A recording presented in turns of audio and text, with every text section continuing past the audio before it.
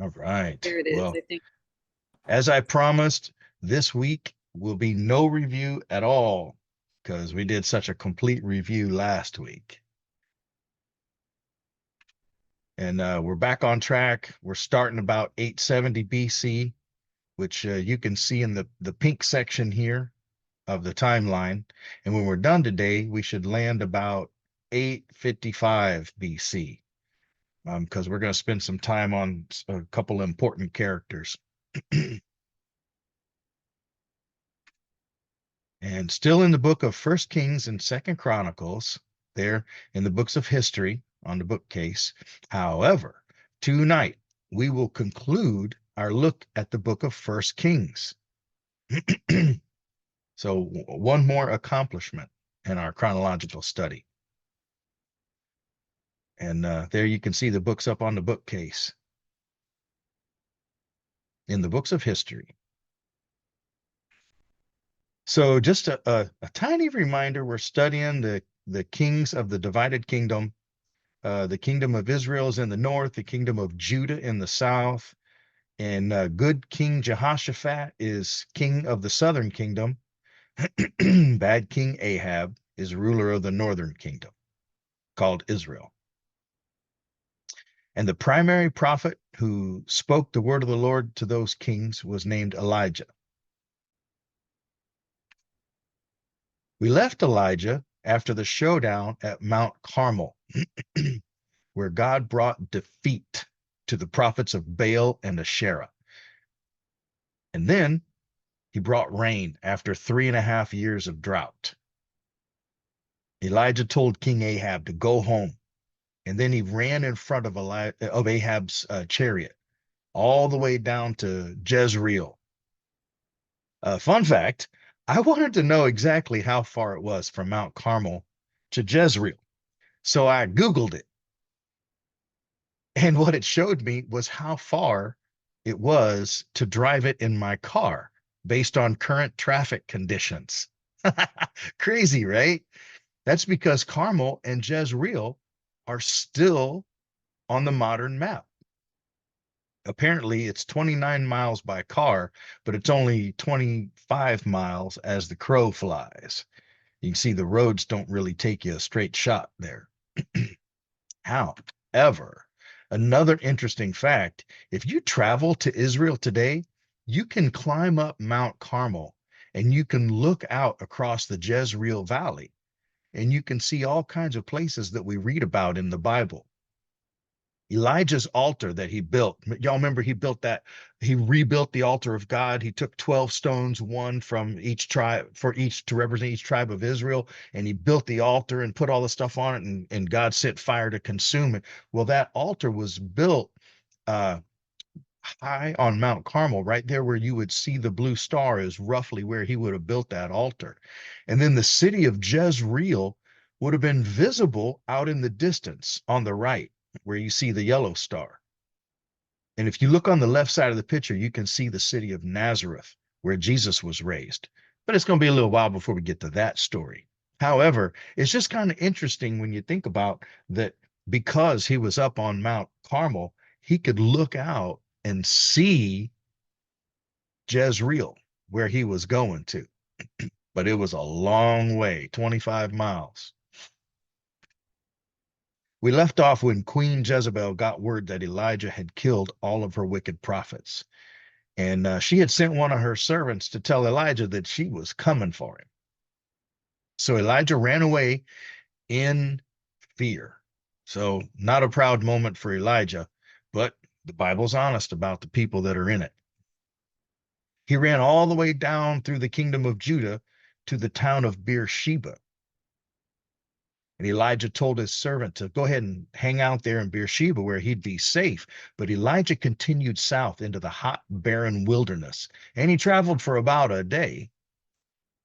And he came to a broom tree and he sat down under it. And here is his prayer of faith.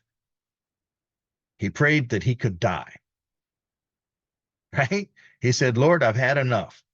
He complained. He said, take my life. I'm no better than my ancestors. And then he lay down and fell asleep.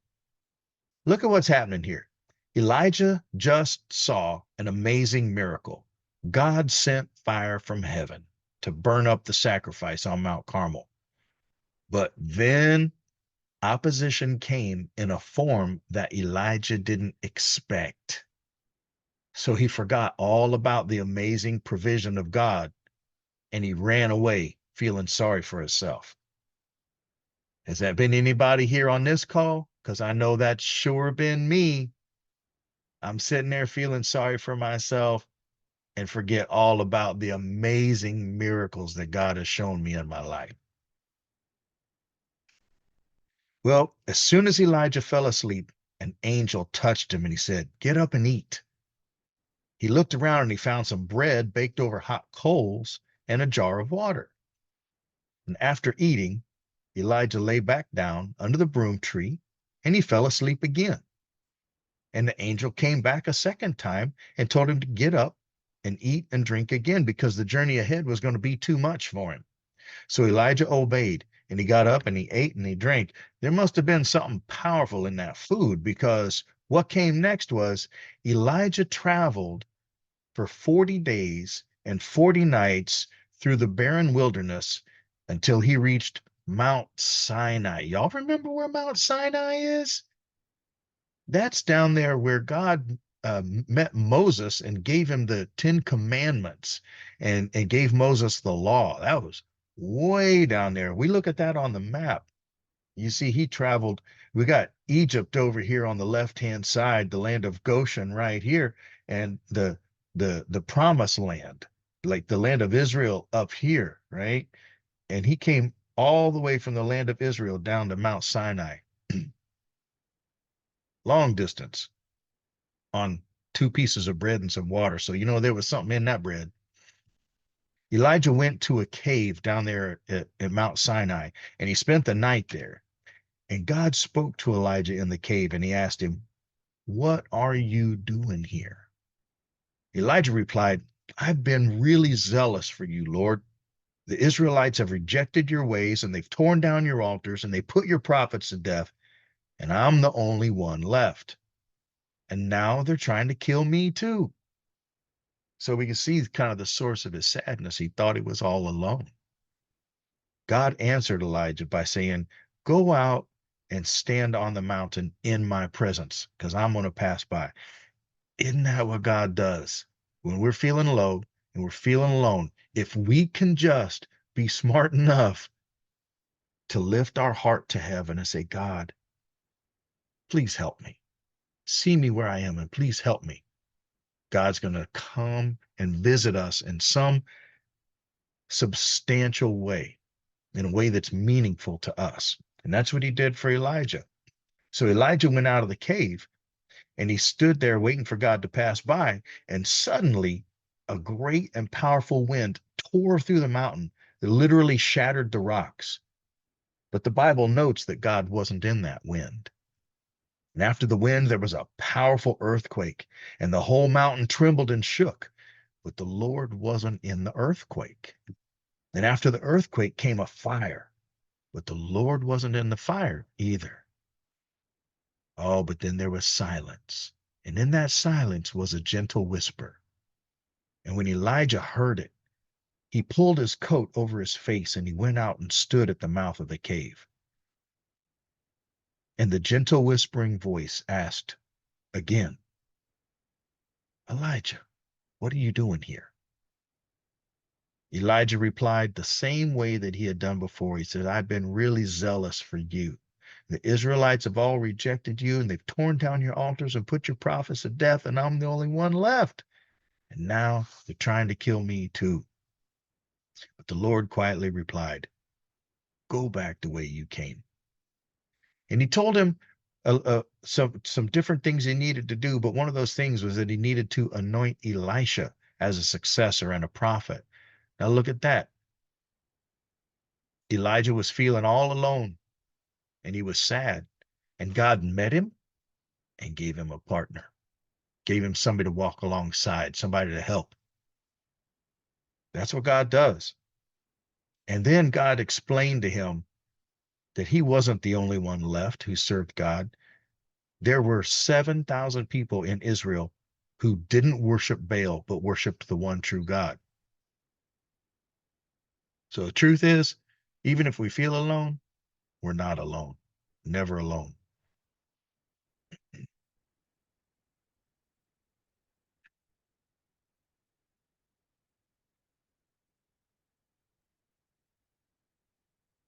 After hearing God speak to him on Mount Horeb, Elijah went back home, just like God told him to do. And he went to anoint Elisha as his successor. Now, Elisha and his family lived in Abel Meholah, way up north in the land of Israel. And remember, that area was ruled by wicked old King Ahab and Queen Jezebel. Remember, it was Queen Jezebel who said she was going to kill Elijah, but Elijah was obedient and he went back up there. Now, Elisha was out in the fields that belonged to his family, and they all were using 12 pairs of oxen to plow the land. And Elisha was driving the 12th pair, um, and he went across the field to meet Elijah. Now, Elijah went up to Elisha and threw his cloak around him. The cloak was a symbol of Elijah's calling to be a prophet of God. And by putting the cloak around Elisha, he was showing that God had chosen Elisha to succeed him. And then, Elijah, he just walked away. But Elisha left his oxen and he ran after him. He says, "Hey, let me kiss my parents goodbye, and then I'm going to come with you." You see, Elisha knew exactly what it meant when Elijah threw his cloak around him, and he was prepared to give up his work and leave his family and obey God and become a prophet. And Elijah answered him, "Go back, but think about what I've done to you." See, Elijah was telling him, pay attention to how important this is. This day changes your life. And Elisha really did understand that.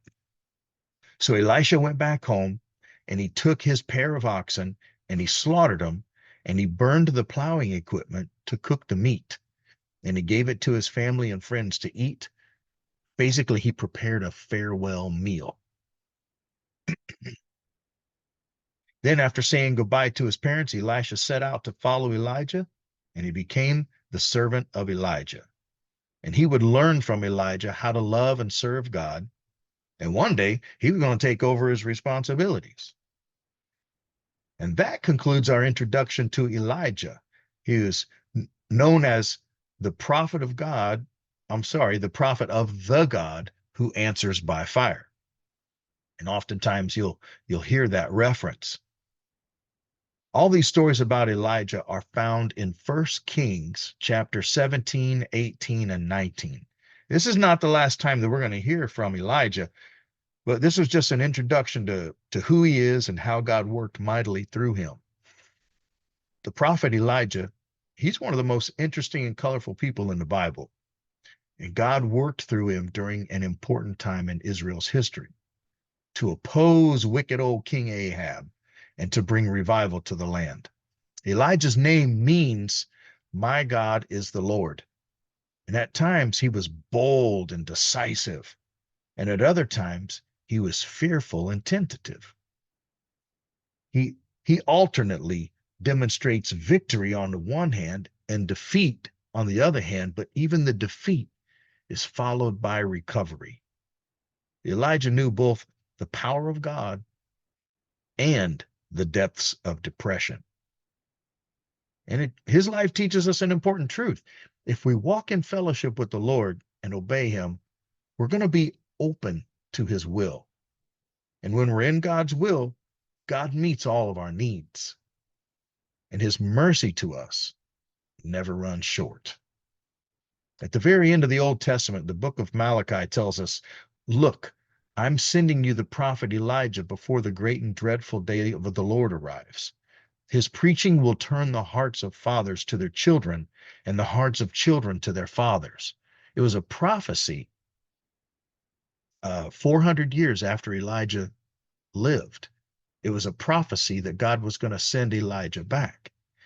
And so we read in the New Testament that the followers of Yahweh were looking for Elijah to come. And the book of Luke tells us that John the Baptist was the fulfillment of that prophecy, that John the Baptist came in the spirit and power of Elijah. Also in the New Testament, the book of James uses Elijah as an example of prayer. It says Elijah was a human being just like us, yet he prayed that it would not rain, and it did not rain for 3.5 years. And then he prayed that it would rain again, and it did rain, and the earth began to yield its crops once again. You see, the Bible is careful to detail the life of Elijah for us because, well, kind of like in Pastor Rich's sermon last Sunday night, we need to understand that the power of prayer is in relationship with God. That's where the power of prayer comes from. It comes from being in relationship with God. The power of prayer is not found in anything that has to do with our human nature or our goodness. And the life of Elijah really demonstrates that because he was flawed. He struggled. He had hard times, but he had relationship with God. And just like with Elijah, when we focus on the craziness and difficulty of life, we can get our eyes off of the Lord and really get discouraged. And you know, God does display himself in mighty works of power and judgment, like wind and fire and earthquakes. But he also relates with us intimately and personally, like in that quiet whisper. God meets our physical needs, and he encourages us to examine our own thoughts and behaviors. He instructs us in how to move forward, and he assures us that we're not alone. When we're attentive to his voice and we're walking in obedience to his word, we can find encouragement and victory and reward. Elijah struggled with typical, normal human frailties, yet God worked through him mightily. And God can work through us too. It may not be through such crazy, awesome displays of power, but if we're yielded to him, God can work through us powerfully for his kingdom purpose. At this point, God has really invested a lot of time and effort into that bad old King Ahab. And he did it mostly through the prophet Elijah, right? So a reasonable expectation would be that Ahab would begin to turn his heart toward the one true God. I mean, now that his false gods have been proven to be no gods at all, right? Well, not so fast. I'll just say kind of iffy. So right after all these events with Elijah, King Ahab gets in trouble with a guy by the name of Ben-Hadad. He's the king of Aram, and you see Aram way up here. That's that nation north of Israel. Huge nation.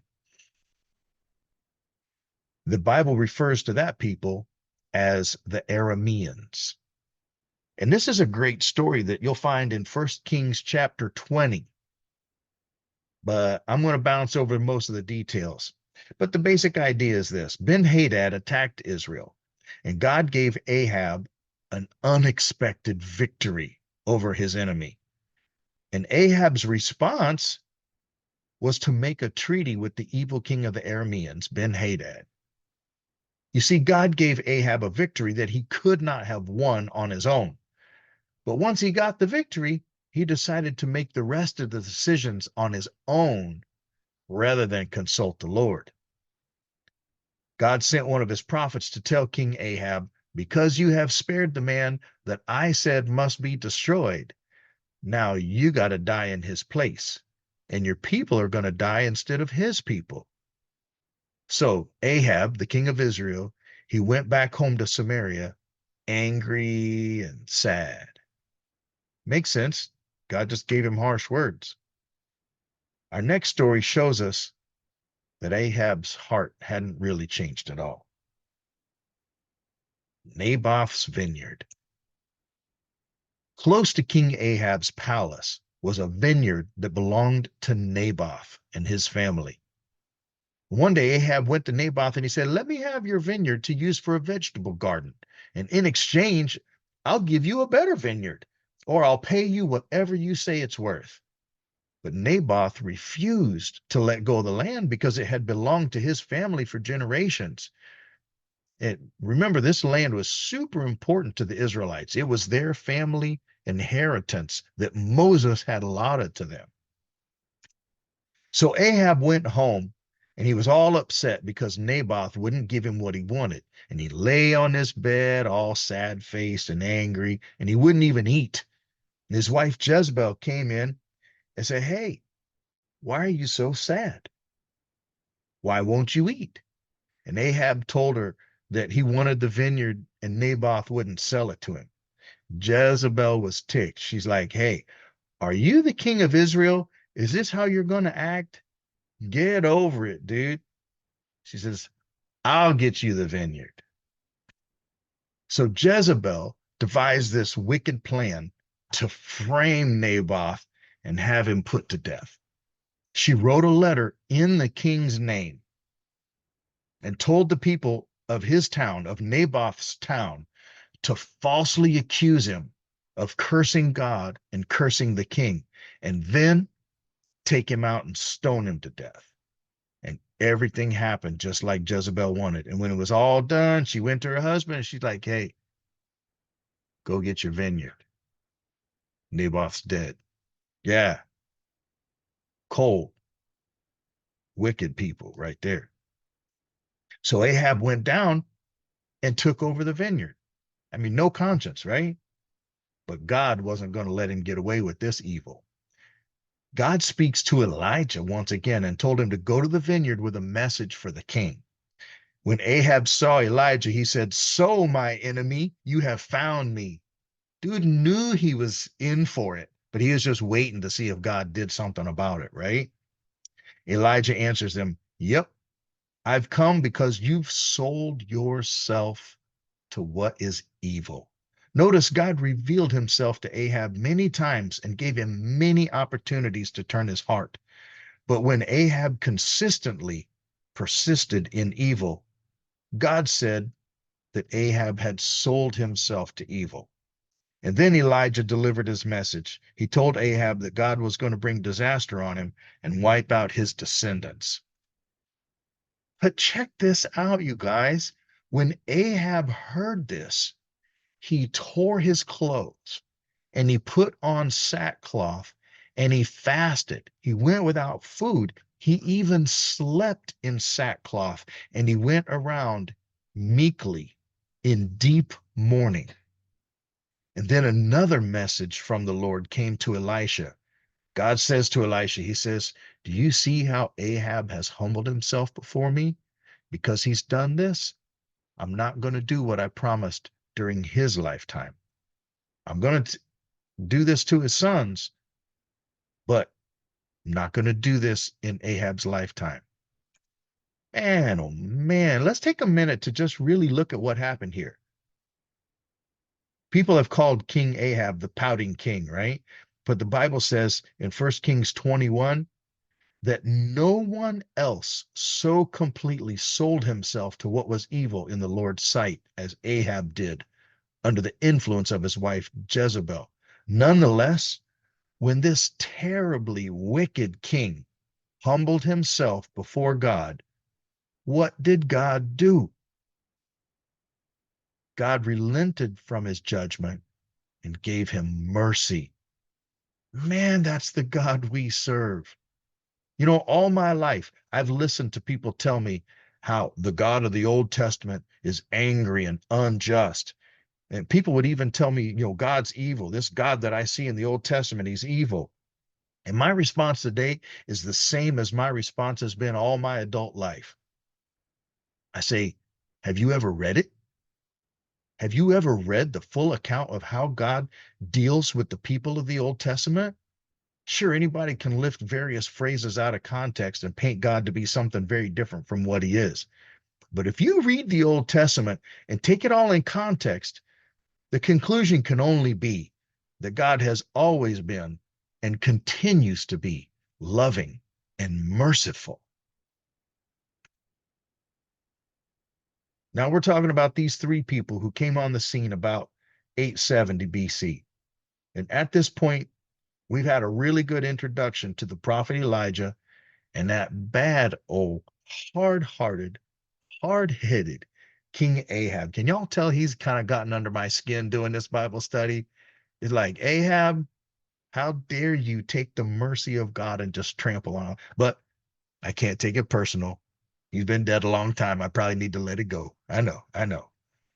But now let's get a good idea of who is this King Jehoshaphat. Once again, I am thankful for the book of Chronicles because it gives us some backstory on King Jehoshaphat that is found nowhere else in the Bible. Remember, Jehoshaphat was the son of King Asa. Asa served God all the days of his life until the last 2 years. So fortunately, Jehoshaphat witnessed a lifetime of serving God and the blessings that came from it. And then he saw very clearly the sorrow of turning away from God. Now remember, Jehoshaphat was king of Judah, the southern kingdom. Okay. The Bible tells us specifically that Jehoshaphat followed the example of his father's early years. It uses those words. So the Lord established his control over the kingdom of Judah and helped him fortify Judah against any attacks from Israel.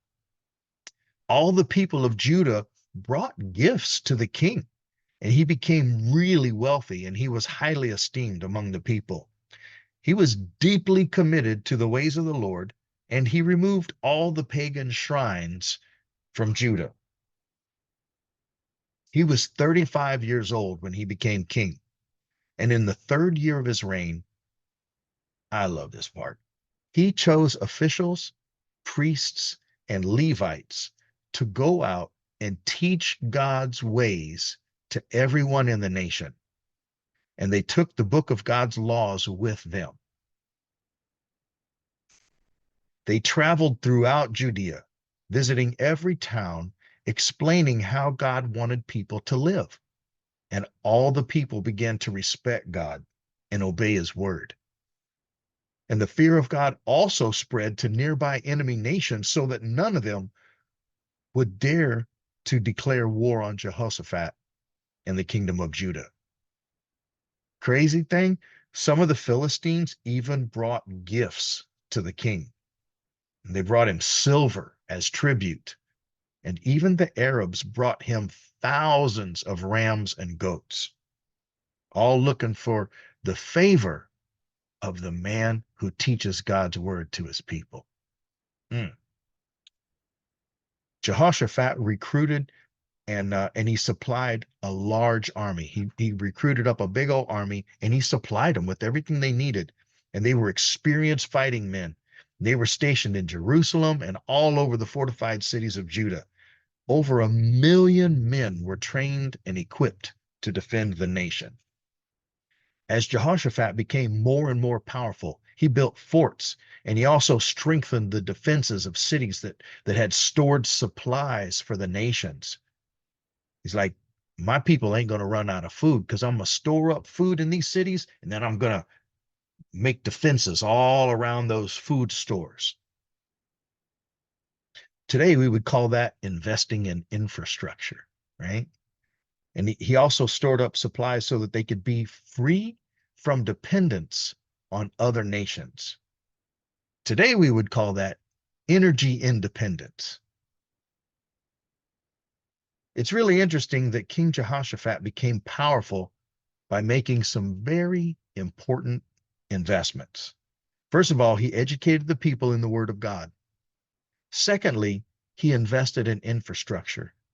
Thirdly, he made investments to make sure that his nation could be free from dependence on resources from other nations. And I have found this trend to be true of all the successful kings of Israel. And you know, one investment they did not make? They did not make investments in policies which provided goods and services to the people at no cost. The people were always expected to work for what they got. The great kings just made sure that no foreign nation could cut the people off from food and supplies that they needed in order to live. And some of y'all know exactly where I'm going with that. You know exactly what I'm saying with that. So I'm going to just leave that right there, put a little pin in it. King Jehoshaphat had great wealth and honor. But then he made the mistake that most men make when they're enjoying great riches and high esteem.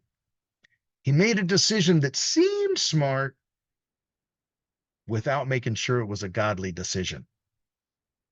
He made a foolish alliance with that wicked old King Ahab and Queen Jezebel.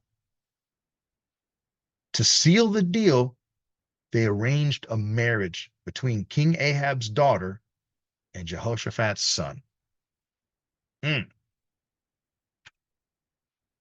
King Ahab invited King Jehoshaphat to a feast in the capital city of Samaria, and a bunch of sheep and cattle were slaughtered for the occasion. It was a huge feast. At the feast, King Ahab asked Jehoshaphat if he would go to war with him against the Arameans. Ahab wanted to attack a city called Ramoth Gilead. It's a city in the nation of Aram. You can see it there right above his head on the map. And Jehoshaphat answered him. He says, my people are your people. My horses are your horses. But first, we need to inquire of the Lord. So what's Ahab do? He summons all of his prophets, like 400 of his prophets, and his prophets are false prophets of Baal. And he says, should I go to war against Ramoth Gilead or should I refrain? So already we see that Ahab was back to worshiping idols. His humbling, his wearing sackcloth and tearing his clothes and humbling himself before God, he forgot about all that. And he's back to worshiping the false gods. So all of Ahab's prophets told him that Ahab should go to war and be victorious. But Jehoshaphat wasn't convinced, and he says, isn't there a prophet of Yahweh anywhere here that we can ask? And Ahab answered him, he says, there's still one prophet of the Lord. His name is Micaiah, but I hate him because he never prophesies anything good about me. But Jehoshaphat insisted that they inquire of the one true God. So Micaiah was summoned. Messenger was sent for him, and that messenger warned Micaiah. He says, look, the other prophets are all predicting success for the king. Make sure your word agrees with their word. Speak favorably towards King Ahab. But Micaiah says, look, man, I can only tell him what the Lord tells me to say. When the prophet of the Lord arrived, King Ahab asked him, Micaiah, shall we go to war against Ramoth Gilead or not? And the prophet spoke mockingly to him. He's like, attack and be victorious, O king, for the Lord will give them into the king's hands. And the king got furious. He's like, how many times do I have to make you swear to tell me nothing but the truth in the name of the Lord? So Micaiah gave him the real message. He's like, all right, truth, I saw all of Israel scattered on the hills like sheep without a shepherd. And I heard the Lord saying, these people have no master. Let each one go home in peace. Then Ahab screamed to Jehoshaphat, see, didn't I tell you? He never prophesies anything good about me, but only bad.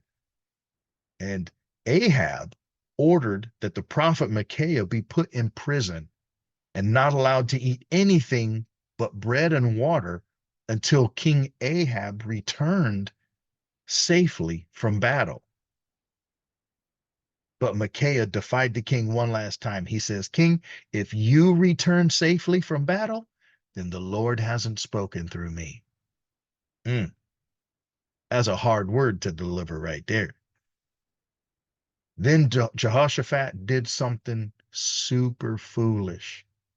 He ignored the warning that God just gave through Micaiah. And he joined forces with King Ahab, and he set off to attack Ramoth Gilead. And what's worse, Ahab came up with this plan to disguise himself. He says, hey, Jehoshaphat, you wear your royal robes and dress all up like the king. but I'm going to go in plain clothes so nobody will know that I'm the king. That'll help make sure that I get back unharmed. And Jehoshaphat went along with the plan.